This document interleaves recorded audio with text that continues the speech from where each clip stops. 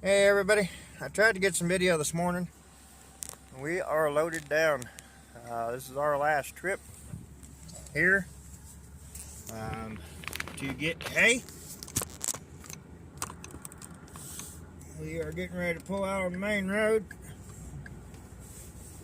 Well, not necessarily main road, it's country road, but it's a main road to somewhere. But we are in the middle of nowhere. Tried to get a little bit of footage this morning. I ended up not being able to continue that because I had to use my calculator. So we will not have that footage, but that was mostly interstate this morning when I brought you guys in. On the way here, there's some construction zone area there that is just eating semis alive. May be able to get some of that footage on our way back home. We are loaded down with 25 square bales and 7 round.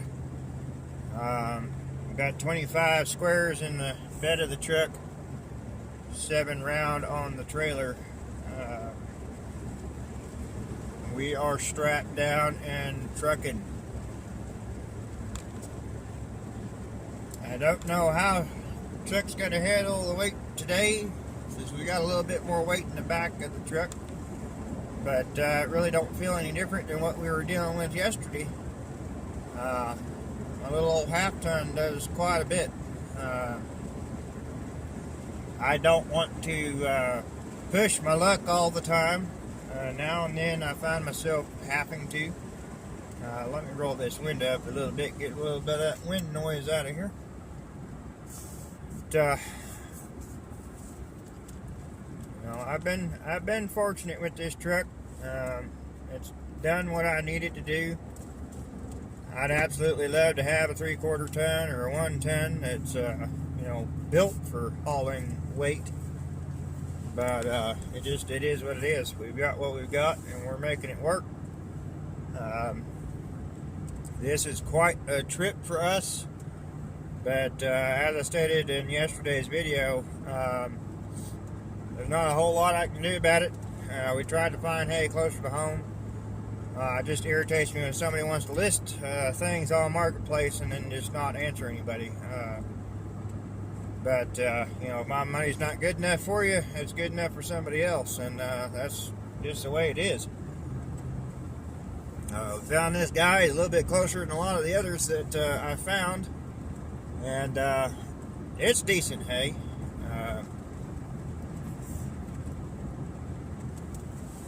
I wouldn't put it at top quality by any means, but our horses are not going to be hurting for feed, hurting for anything to eat. I'm just kind of watching the load right now as we're bouncing and twisting just to make sure everything is good and secure back there. The straps can bounce loose and things can shift, the load can shift.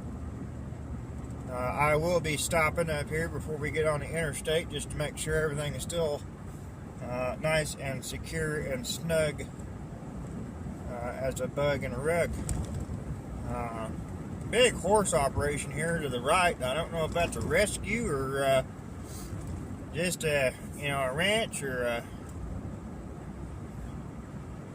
the gate back there makes me think it might be something to do with rodeo horses, because there is a guy on a bucking horse that has been custom cut into the gate. That's quite a big place, and definitely not a cheap fence by any means, but anyway, we're on our way to the interstate here, and we're just out here in the middle of nowhere trucking. We made it home safely yesterday, and I have no doubts that we're going to do that again today. Let me get back on my side of the road here.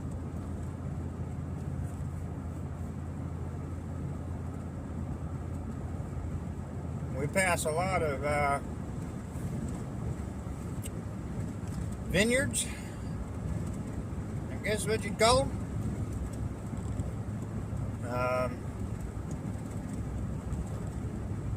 Up in this area, in this part of the state, there's more cattle operations than there is farming. But right here in this particular area we're in, once we hit the interstate here, we'll see a lot of acres of grapes. And those feed the St. James Winery. I know that is a popular tourist attraction. I have been there once myself. It's been quite a few years back. But you're able to go there and taste test wine, and of course purchase it as well. But kind of interesting to see. They were out there pretty early this morning, working out there again. I'm assuming they have a small time frame to be able to go out there and do a whole lot. I've seen them out there trimming and rehanging some of the vines and things. It's pretty cool to see if you can drive by there at the right times.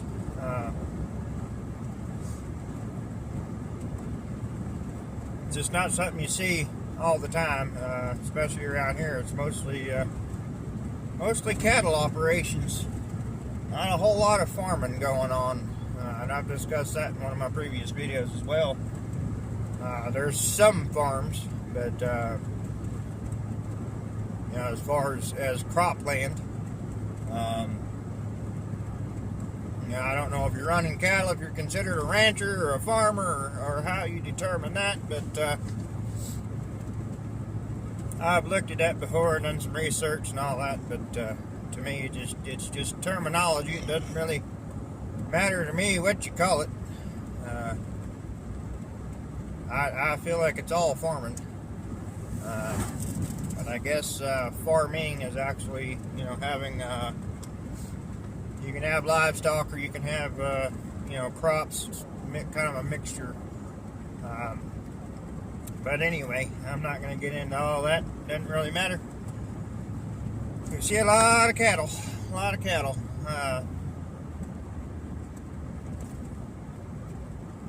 I hope that wasn't something that came off my truck.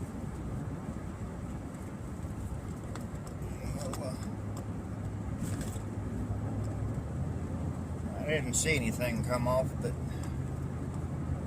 somebody lost a bell back there. That's my biggest thing, is that, I don't want to lose anything. I mean, this stuff costs good money, and money's hard to come by, and I don't exactly have machinery to recover a round bill. It'd be very difficult for me, and I would have to find, a local farmer that would be willing to come out and help me, recover it. But that's just not something I can risk, and afford to leave alongside the roadway.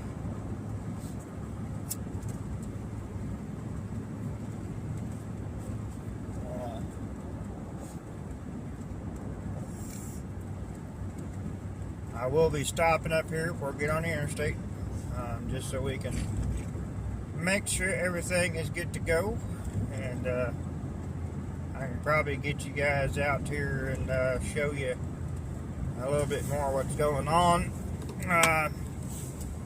We ended up having to get some stuff yesterday that caused us to have to cut back a little bit on the square bills, but I'm really hoping I can get that horse out of that pen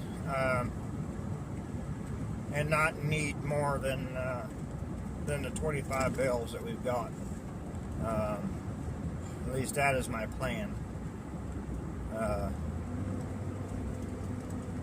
I've got tow haul in case you can hear the truck revving up like that. I'm using tow haul mode, so it is helping control the drivetrain on these hills and things. That way I don't have to eat my brakes up as bad, and we're not going to risk our drivetrain hauling weight like this. I don't know that I necessarily need it, but it's kind of one of those things, you know. I'd rather use it and not need it than need it and not be using it. It's one of those have it and not need it kind of deals. You know, I'm the kind that overstraps things. You know, I may not have needed to strap the square bales down, but I'm not going to drive an hour down the interstate and not have it strapped down. I'm not going to risk anything coming off, especially once we get into that construction zone, because it is so tight down through there that yeah, that would be a higher risk. It would be a lot more dangerous if we lost something in that area of the interstate, and I just don't want that kind of liability on me. You know, in the end, it's my name, it's my record, it's, you know, I am responsible for what's loaded on my vehicle, and I'm going to be as responsible as I can be.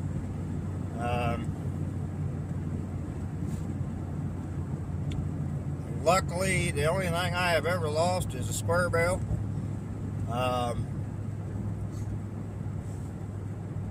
And that was due to the strap not being in the right place. I had to stop yesterday because the front bales on this trailer seemed to be separating, and it had me a little bit worried that they were going to be twisting themselves off the trailer, because I've got a gap which I can show you once we get up here and get stopped to check our straps and things. There's a gap between the front bale, the front two bales, and the middle bale, and then there's a gap between the middle bale and the back bale, so there's a little bit of room for movement. But having the two bales on top kind of helps to sink everything down and kind of lock everything in place, if that makes any sense. It could also cause it to push out, but I always strap the back bale, and then we got one strap all the way down the center of the trailer to hold the top ones on, which is a little bit different than what I normally do, but it does work. I'm a little bit of a overstrapper, so you know, if you don't think it needs a strap, I probably put two. That's just the way I am. I try not to take any chances if I can help it. I have had to go with fewer straps than what I prefer, you know, and I want to go comfortably down the road and not be nervous that I didn't do enough to secure my load. So especially a load like this. These bales are weighing anywhere from 800 to about 1,200 pounds a piece. They're fairly light, but that is still you know, a small car coming off of my trailer, and it can do a lot of damage. But that's, you know, weight pushing against each other on the trailer, etc., etc. So we're getting ready to get on the interstate here. I'm gonna pull over here, and we're going to check our load before we jump all the way on.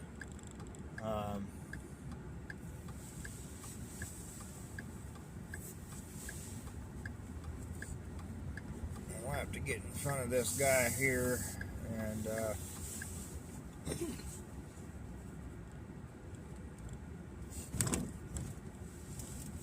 kind of That is a deep a rough spot to stop here. It's quite a rut.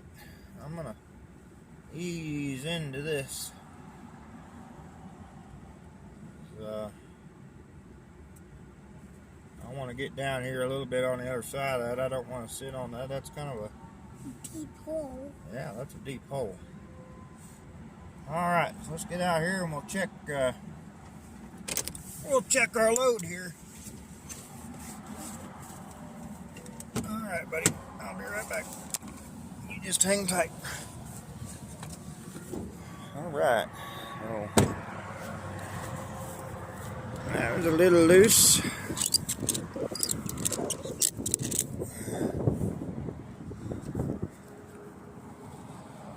And still pretty tight, but this is what we've got, guys.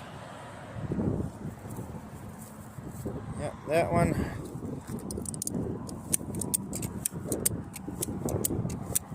So I had things settle and shift around a little bit, and this is what we've got. We're not super crazy here. That one's good and tight. Good and tight. That one is not. We are going to add some cranks to it. I don't want these top bales going anywhere.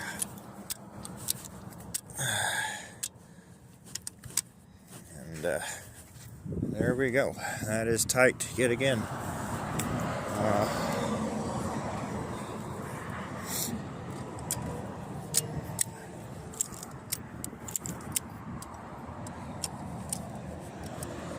Still got room. I really need to find somebody that can weld this back on, because that's driving me nuts. But we're good and tight now. Everything is good to go. We are sitting on a slant, so those are leaning, and they're leaning a little bit more than what I'd prefer, but I think that's just the way they're sitting. We're gonna get back in here, and then we're gonna hit the road. I'm sorry about my phone mount. Not much I can do to get you guys much better of a view.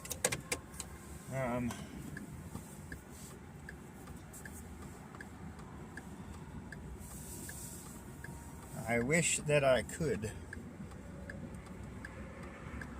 All right. We're gonna get back home because I'm running out of coffee. We have not had breakfast, and I'm not gonna pull out in front of you, buddy.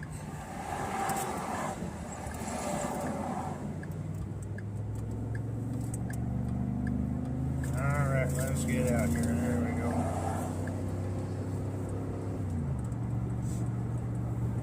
Alright, here we go. Alright guys, you're going to bounce around a little bit. I'm going to hit the bumps and things. It's just the way my phone mount is. We are on the interstate and we are picking up speed. We are trucking. I was hoping there wouldn't be such a wind today as there was yesterday. And I would have loved to have gotten footage yesterday because I had my daughter with me, and she had to use my phone for school, and I did not want to be trying to talk to you guys and having her conversations with school on my videos and all that as well. Just kind of keeping the privacy, and of course the respecting her teacher. I didn't want to sit here and try to overtalk. I wanted her to be able to concentrate on her schooling. So she is homeschooled, and most of her work is on the laptop, and that's why we just got the footage we got once I got back home. But today she is at home with Grandma, and we've got Junior here with us today. He didn't feel good, and we brought him along with us because he wanted to go, and he couldn't go with Mom because Mom had to work. So we're going to get down here. We're going to get into a construction zone down here, and it gets a little bit tight and a little bit nerve-wracking, just to say the least. But you will see, you can't miss it. Even where you're sitting right there watching, it is very plain and clear where the interstate is just absolutely eating these semis left and right. I'm not sure if it's because of the narrowness. I don't know what's causing the semis to go off, but they're going off into the median just left and right down here. And there's even one that I got a picture of this morning. I kind of hope it's still there so I can show you guys. It's not a very good situation. I am hoping there was no fatalities involved.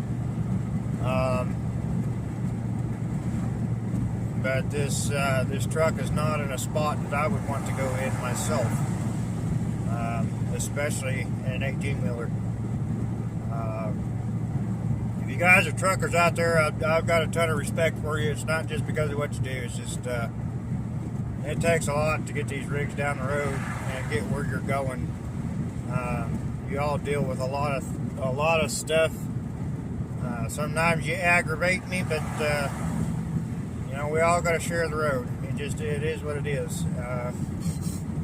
I try to give you your space. I try to respect you as much as possible, and I do appreciate you.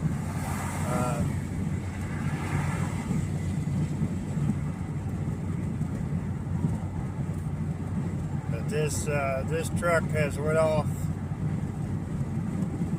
Didn't go off the side of the bridge. Just off subject here, off to the right, off over here, guys.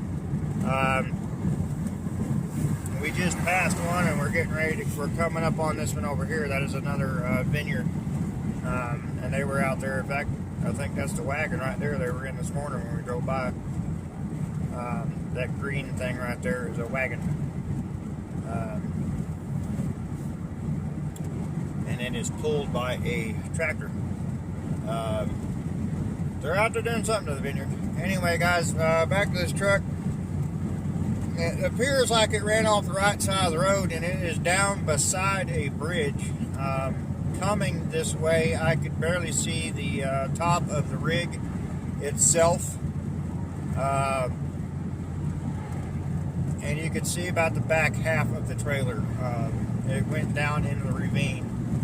And I am praying that everybody is okay on that. Sometimes that stuff makes it on the news, sometimes it don't. A lot of times that stuff that's local news, sometimes it don't even make that if there's nobody to post things like that. Down where we are, there's a reporter that tries to keep up with things like that. Major accidents, we'll get the reports, you know, on you know, the unfortunate events of homes catching on fire, things like that. Not necessarily medical calls and things, but major accidents and such, we'll get reports on. So it just kind of it depends on if you got somebody that reports stuff like that or not. And of course, if it's bad enough, you know, it'll make national news. But I'm not moving over for this vehicle, guys, because it was here yesterday. I know nobody's in it. So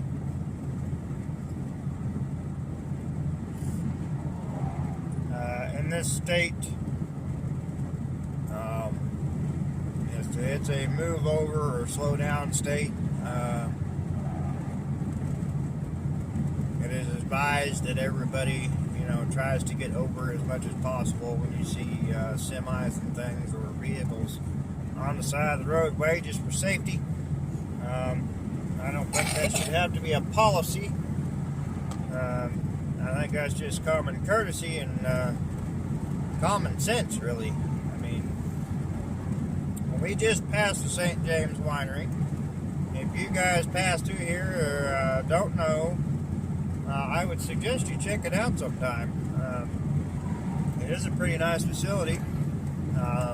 When I was in there, you were able to see through the door, and you could kind of see part of the process of where they distill everything.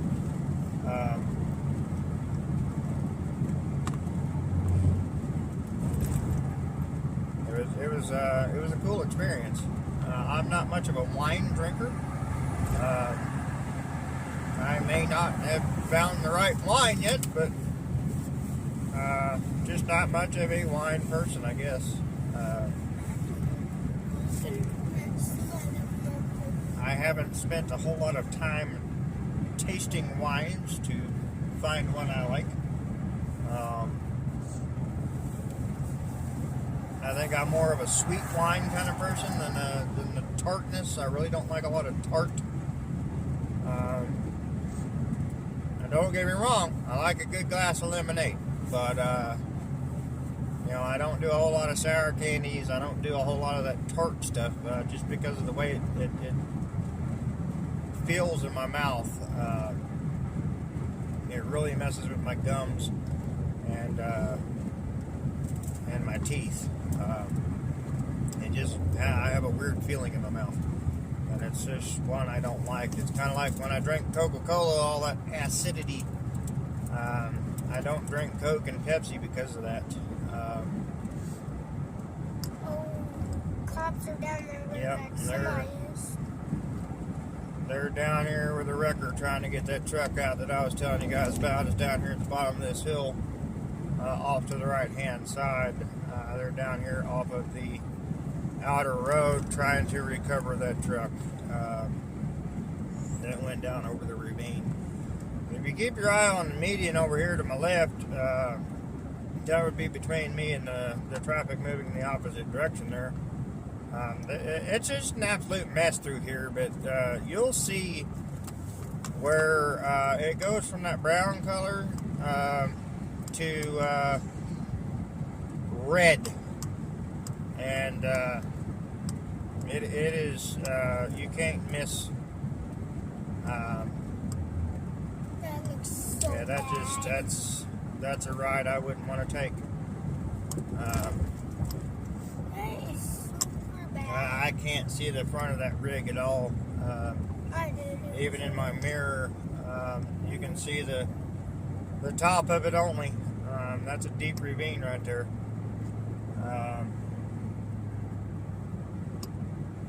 It didn't appear to be smashed up, but I don't know.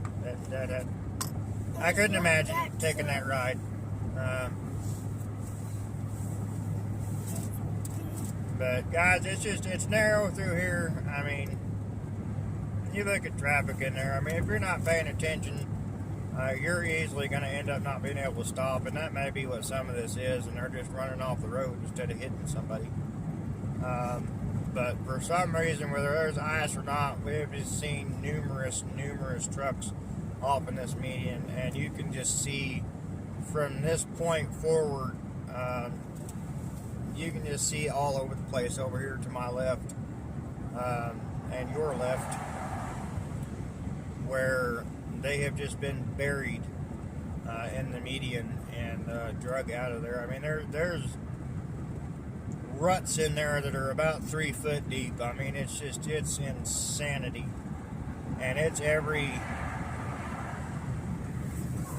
I don't know, about every 30 to 50 feet. There's tracks where they have had someone go in or drug someone out.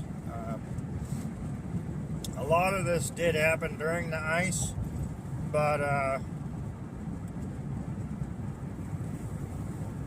there's some that's more recent. We passed one yesterday on our way home that wasn't there when we came through. there was another one up here, not quite in this deep ravine right here. But it may still be up here as well. They are really close over there, and I wished I could have got that footage from this morning. Just show you guys, because we drove through there and it's tight, especially for these 18-wheelers going through there. I mean, they're pretty close to the edge right there, and they got a concrete wall on the other side of them. I mean, there's not much room for error, and when you get moving like some of these guys are, and you meet a wall of traffic, you can't stop. I mean, I guess it's you either plow into somebody or you bail, and it's unfortunate. Yeah, that truck is still sitting up there that we passed this morning, and that truck was not there when we went through yesterday at all. So it had to have happened after we came through yesterday afternoon. Oh, excuse me, guys. My allergies are just off the chain. I've had a lot of chest congestion and sinuses running and things.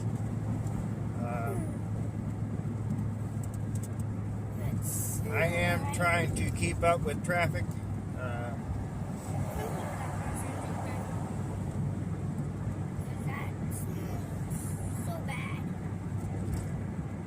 But this goes on for miles, guys. It's just miles and miles of a construction. You know, they spent all this money pouring concrete just to come in and rip it up and report it, and they're probably going to end up paving over top of it. Just don't make a lot of sense to me. I think it's a lot of money being spent that's just unnecessary.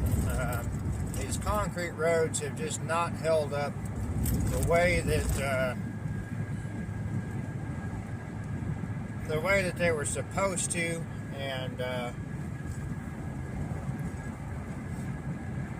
I don't know. I just feel like it's a waste of taxpayers' money. If you're going to pave it, just pave it. I mean,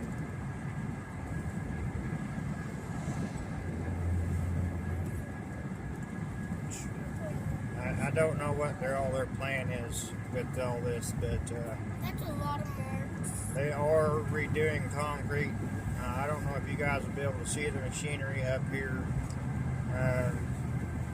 The big machine that lays all that is up here. I'm not going to be able to show you because I've got to pay attention here. These lanes are really close together. There is not much room for error. I've got semis passing me because I am trying to stay moving, but I don't want to go flying through here either. This is a work zone, and nobody seems to care about the posted speed limit, so I don't want to be the guy that's going too slow and causes a wreck, but I am not trying to get in trouble for speeding through a work zone either, so I'm trying to just make sense of it, and you know, I've got to kiss the side of the road over here to make sure these guys have enough room, because they're kissing a concrete wall, but you know, we're not overly wide. These bales might be at most 6 inches out on each side of the trailer. They're not even past my fender wells. So the big machine is over here to my left. I don't know if you guys can catch that or not. That is what's laying all the concrete. But this has been in the works for quite some time now. It's just been a non-stop construction zone, and it's an absolute nightmare.